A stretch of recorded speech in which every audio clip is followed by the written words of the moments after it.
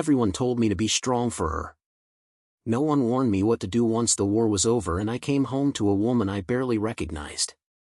Let me say this straight. I never blamed her for getting sick. I never pitied her. I just loved her. And when the doctor said the words, invasive ductal carcinoma, I didn't cry. Not right away. I just held her hand and nodded like I knew what the hell we were supposed to do next. The months that followed broke both of us.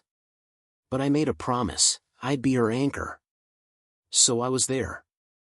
Every session. Every scan. I held her hair while she threw up until there wasn't anything left.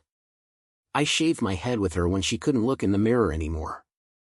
I watched her chest turn to scars. Her voice fade to a whisper. Her spirit dimmed to something I couldn't reach. But I stayed. I loved her through all of it. When she went into remission, everyone said now you can start living again.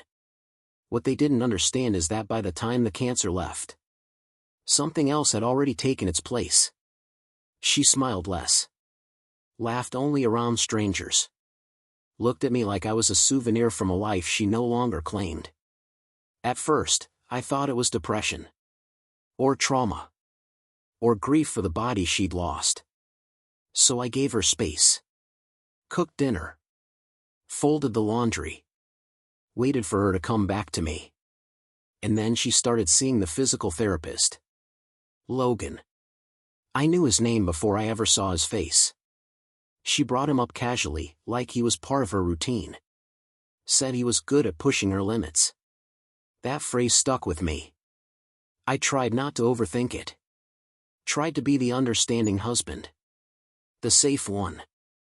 Then one night, I came home early from work. Her car was in the driveway. Music was playing inside. And there were 2 wine glasses on the kitchen counter. She told me Logan had just left. What she didn't know.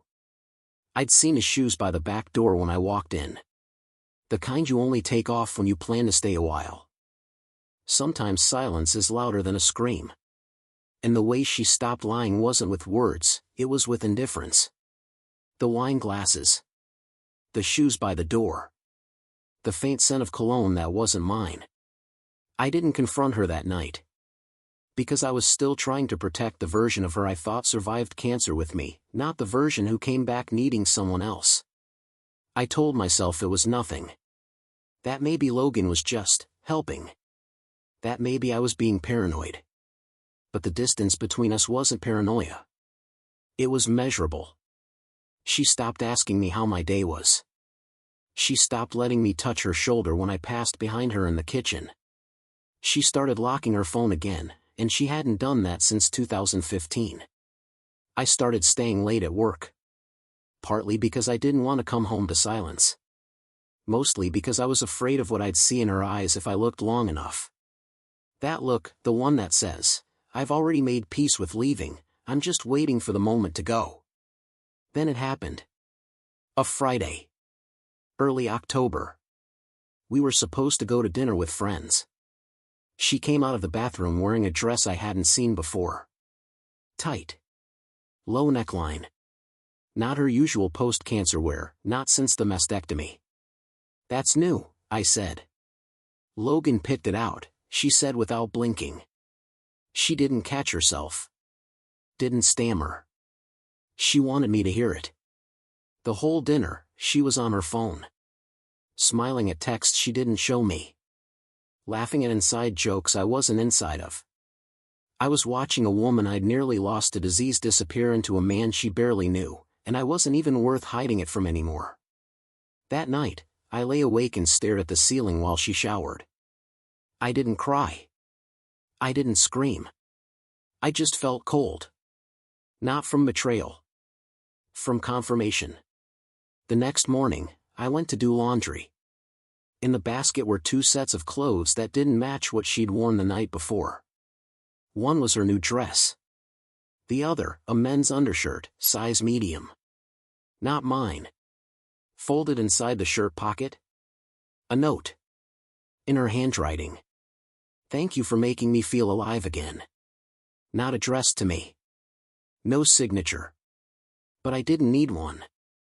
She didn't just move away from me, she erased us in stages. And by the time I noticed, I was already written out of the life I helped rebuild. I didn't ask her about the note. I didn't bring up the undershirt, or the perfume that lingered long after she'd left the house.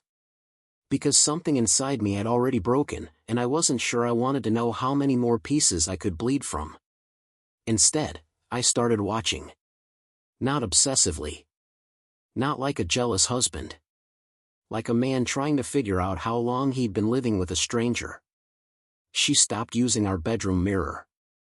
Bought a new one and placed it in the spare room, the one where she now changed for privacy. Her laptop, once always open on the kitchen table, was now locked. Password protected. Always with her. She started buying different groceries. Foods I didn't like. Snacks I hadn't seen in our pantry in years. Then came the new sheets. Soft gray. Expensive. Wrong thread count for my skin. She put them on without asking. Told me she just needed something new.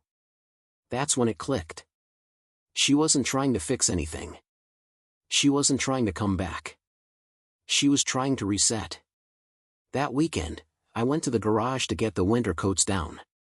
She hadn't worn hers since treatment, said it reminded her of feeling small, like her bones might snap from the weight of it. But I found it hanging on the peg by the door. Clean. Freshly dry cleaned. With a receipt in the pocket. One jacket. One scarf. One pair of men's gloves. Logan size. Still, I didn't say anything. Because I wasn't sure what I wanted anymore. A confrontation? Or confirmation that I'd been loving a woman who'd already emotionally signed the divorce papers. So I waited. Waited for her to say something. Anything. And one night, she finally did. "You don't touch me anymore," she said. Not angry. Not sad. Just flat. "You don't want me to," I said. "You flinch when I reach for you." She looked down, almost embarrassed. "Because when you touch me, I remember being sick. I remember being pitted. I need to feel something else." "So you found someone who never saw you broken?" I asked. She didn't deny it. She didn't even apologize. She just said, "I needed to feel powerful again. And you make me feel grateful. Not strong." She turned to leave the room. But before she did, she said something I'll never forget. "You love me like I was fragile. He touched me like I was invincible. And I couldn't unfeel the difference. You can share a house. A bed. A name. But when someone stops choosing you every day, it's only a matter of time before you're just a ghost with a toothbrush." I didn't leave. Not yet. Some part of me still thought she might wake up one morning, remember who we were, and say, "I'm sorry. I was lost." But the truth is, she wasn't lost. She had found herself. Just not in the life we'd built. The nights grew quieter. She started sleeping in the guest room because of back pain, but we both knew it was code for, "This space no longer fits us." I heard her crying once through the door. I wanted to knock. But something stopped me. I wasn't sure if I'd be comforting her, or interrupting someone else on the other end of a video call. I still did the things a husband's supposed to do. Took out the trash. Paid the bills. Made sure her vitamins were stocked.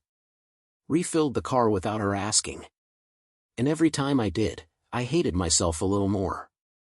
Because I wasn't being loving. I was being useful. A placeholder. I thought about cheating too. Just once. There was a woman from work who noticed when I got a haircut. Asked if I was okay more than once. But I couldn't do it. Because despite everything, I still loved her. And I hated that about myself. Then came the morning I knew it was over. I'd taken the day off for our anniversary. 20 years. She hadn't said a word about it. I made coffee. Set out her favorite mug. Even played the song we danced to at our wedding, hoping for some flicker of recognition. She came downstairs, took one look at the table, and froze.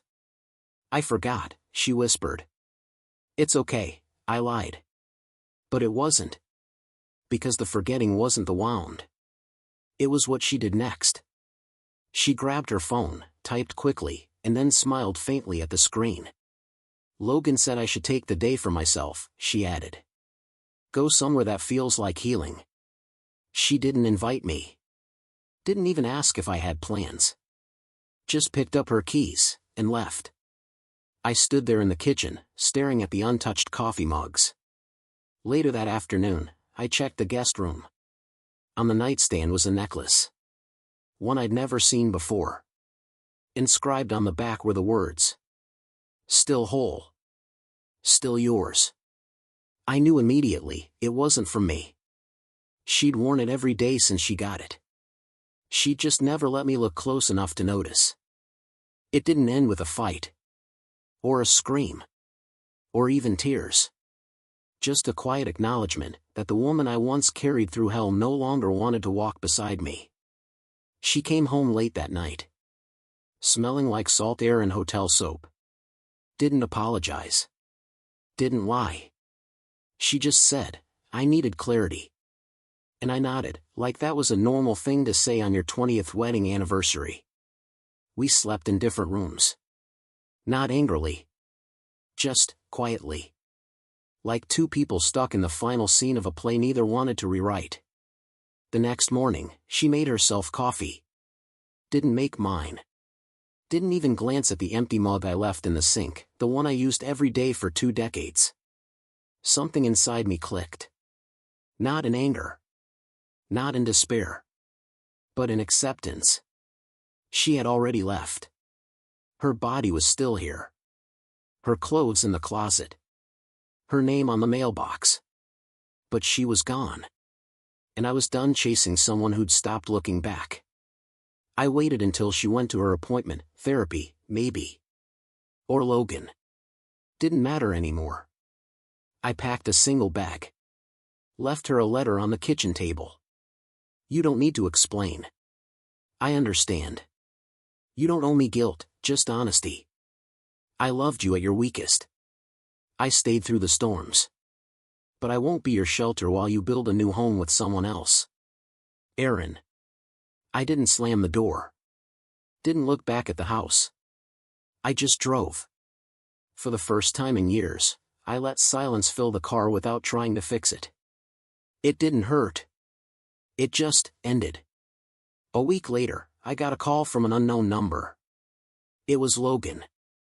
"I didn't know she was married at first," he said. "She told me after our 3rd session. I thought you two were separated." "We weren't," I said flatly. He paused. "She left me," he added. "The same day she left you, apparently." "Why are you telling me this?" I asked. "Because she told me something before she walked away. She said, 'I don't belong to anyone anymore, not even to who I used to be.'" Then he hung up. I sat with that for a long time. And for the first time since the remission, I stopped grieving the wife I'd lost. Because maybe the woman I loved died when the cancer left. And the one who stayed, she needed a new name, a new story, one that didn't include me.